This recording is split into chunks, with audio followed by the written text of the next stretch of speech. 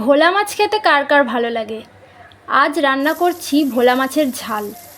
তো কড়াটা গরম হয়ে গেলে দিয়ে দিয়েছি সর্ষের তেল। তেলটা বেশ ভালো মতন গরম হয়ে যাওয়ার পর একটু নুন ছড়িয়ে দিয়েছি।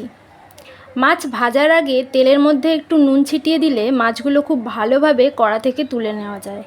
তো সবকটা মাছ ভালো করে লাল লাল করে বেশ ভেজে নিয়েছি। তো দুবারে সবগুলো মাছ ভেজে নিয়েছি। এবার দিচ্ছি অল্প করে কালো জিরে, তারপরে দিয়ে দেব পেঁয়াজ। পেঁয়াজটা ভালো করে ভাজা হয়ে গেলে দিয়ে দেব কাঁচা লঙ্কা আর টমেটো। তো সব কিছু ভালোভাবে ভাজা হয়ে গেলে এবার দিয়ে দেব রসুন আর সমস্ত গুঁড়ো মশলার একটা মিশ্রণ। এবার সব কিছু ভালো করে কষিয়ে নিতে হবে।